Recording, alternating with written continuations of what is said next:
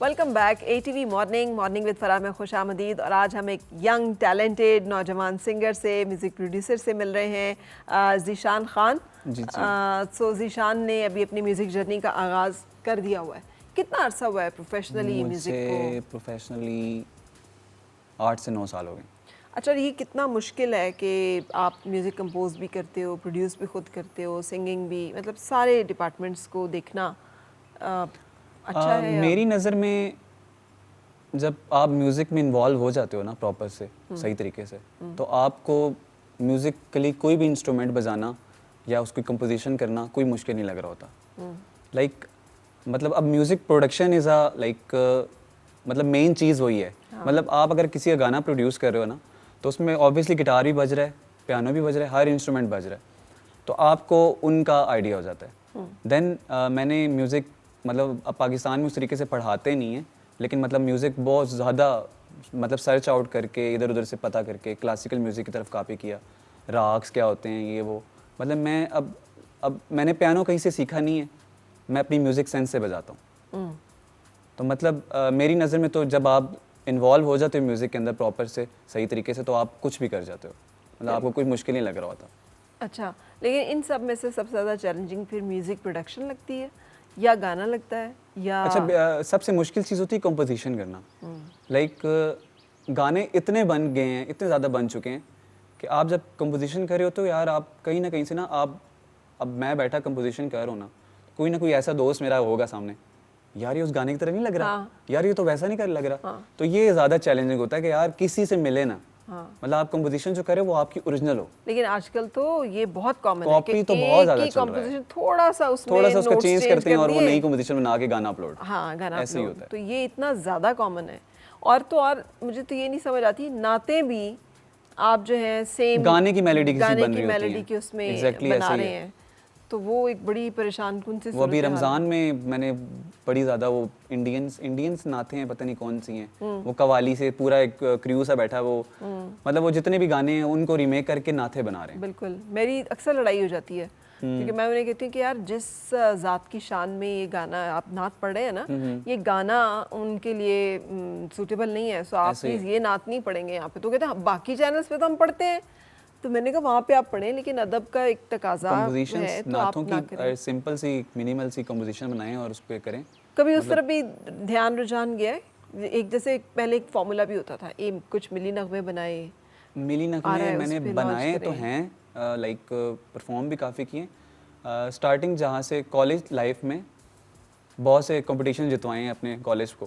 Like मिली नगमों के through वो एक हमारे टाइम पे ना लप्पे आती बड़ी मशहूर हुई थी। एक तो लप्पे आती वो पुरानी थी, एक थी लप्पे आती नई वाली। वो नई वाली और पुरानी वाली में क्या फ़र्क था? पुरानी वाली स्टेट थी, लप्पे आती है दुआ बन के तमन्ना मेरी, ये स्टेट थी। देन उसके बाद एक नई आई थी, आई थिंक वो इंडिया में किसी ने कंपोजिशन की थी उसकी, आई थिंक जगजीत साहब ने की थी शायद। तो उसकी तर्ज कुछ ऐसी थी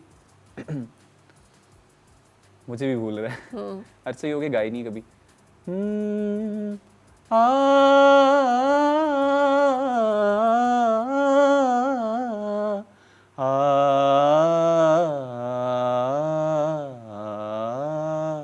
लपे आती है दुआ बन के तमन्ना मेरी, और ये मुश्किल थी।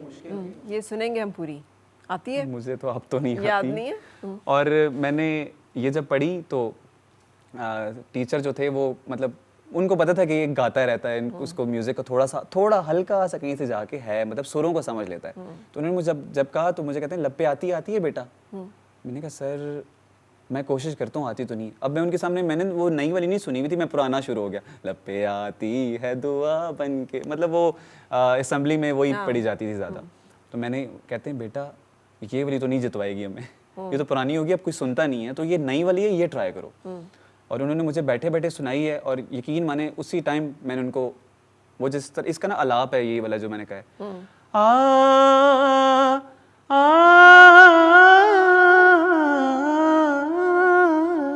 अभी मुझे एग्जैक्ट याद नहीं इस तरह का था वो, लेकिन इसी से वो कहते हैं याद नहीं है। इसके अशार याद नहीं है, लब पे आती है दुआ बन के तमन्ना मेरी, जिंदगी शम्मा की सूरत हो इतनी तो आती है खुदाया इसके मेरी, वो हाँ। वर्स जो है ए मेरा काम वो गरीबों मेरा काम गरीबों की हिमायत आप करना सुनाएं। है। मैं मुझे आप नहीं सुनाएं। आती, मैं गाना थोड़ी आता है मुझे। अगर मुझे गाना आता होता तो लगता है कि मैंने गाना ना वैसे गाया कभी होता। कोशिश नहीं की आपने? बहुत बड़ी कोशिश आवाज़ तो की आपकी है। अच्छी है। शुक्र है कि वो इंटरनेट पे नहीं है। नहीं, आवाज़ अच्छी है आपकी। बोलने में अच्छी है। मैं अक्सर जब किसी भी फीमेल से ख़ास तौर पे बात करता हूँ, लड़के तो लड़कों की आवाज़ मेजॉरिटी अच्छी ही होती है ज़्यादा। फीमेल अच्छा जी।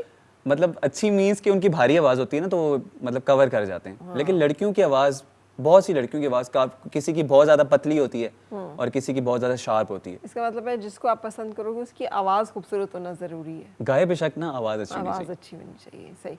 तो ये कभी जो शेर लिखे हैं, ये जो अभी कि तू चली गई है, ये वो, ये कहाँ से आए हैं? अच्छा, इसका सब मेरे से पूछते हैं। अच्छा, ये वाली जो आखिरी वाली लाइन थी ना, ये काफ़ी मशहूर हुई थी। लाइक इवन इतनी हो गई थी कि ये दूसरे लोग मतलब गाने लग गए थे, मतलब इसी को। और मतलब दूसरे लोग मुझे, मेरे जो अपने दोस्त हैं, वीडियोस बना के भेजते थे। रेस्टोरेंट में बैठा कोई लड़का गा रहा है, ये वाली लाइन्स तेरी गा रहा है ब्रो, तेरी गा रहा है। मैंने कहा मेरे पास कोई कॉपीराइट नहीं है, अब गाने दो। तो मतलब पूछते हैं सारे कि यार तो ये एक एक दिल लाइन से कैसे बना चली के गई है। अपने सोशल मीडिया पे डालने में क्या हर्ज है?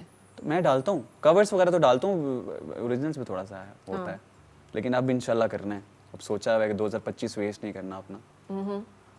और किसको, अहमद जहां ज़ेब का ही जहन में रहेगा, म्यूज़िक का जॉनरा यही रहेगा, या कभी चेंज भी हो सकता है कुछ? अच्छा, और चीज़ें भी चेंज हो हो सकती के आजकल के म्यूजिक में तो कभी नहीं आएगा। जो वो जो आपने बात की है ना, डग डग डग डग और मतलब पार्टी टाइप म्यूजिक, वैसा कभी नहीं जाएगा। अच्छा, मतलब जाएगा तो गजल्स, मॉडर्न गजल्स हो जाएंगी। हमारे बहुत हिट सिंगर्स जो हैं वो भी भांगड़ा या वेडिंग म्यूज़िक ज़रूर रिलीज़ करते हैं, क्योंकि उन्हें पता नहीं, है। वेडिंग म्यूजिक कभी नहीं, ऐसे नहीं करना। नहीं करना।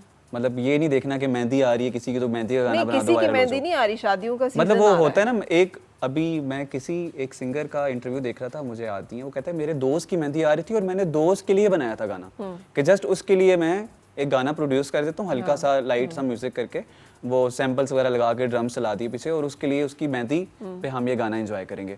और वो कहते हैं किसी ने अपलोड कर दिया और वो इतना वायरल हुआ, और मुझे नहीं पता था कि यार ये मैंने मतलब लोगों के लिए बनाया, मैंने तो दोस्त के लिए बनाया था, तो इतना ज़्यादा वायरल हो गया। मतलब मुझे नहीं है मतलब इसमें। आपको पार्टी म्यूजिक में या इसमें फोक में भी कोई फोक में दिलचस्पी है। नहीं है? अच्छा, फोक में है।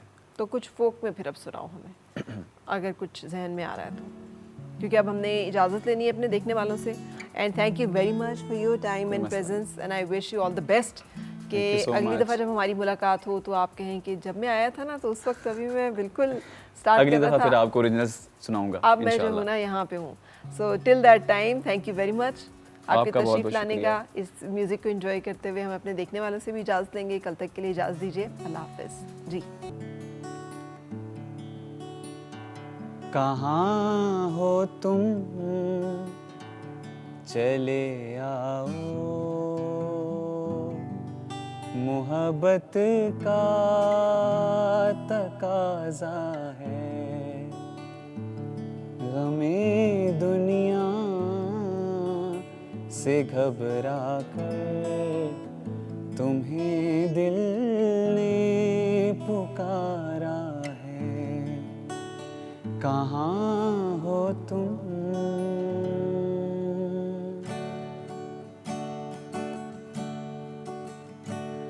तुम्हारी बेरुखी एक दिन हमारी जान ले लेगी।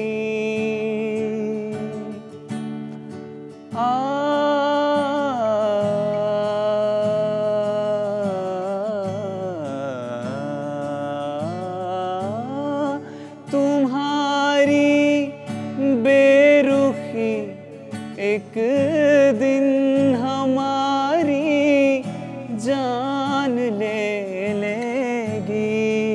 तुम्हें सोचा, तुम्हें जाना, तुम्हें सोचा, तुम्हें चाहा, कसूर इसके सिवा क्या है। कहाँ हो तुम, चले आओ, मोहब्बत का तकाजा है, हमें दुनिया से घबरा कर तुम्हें दिल ने पुकारा है। कहाँ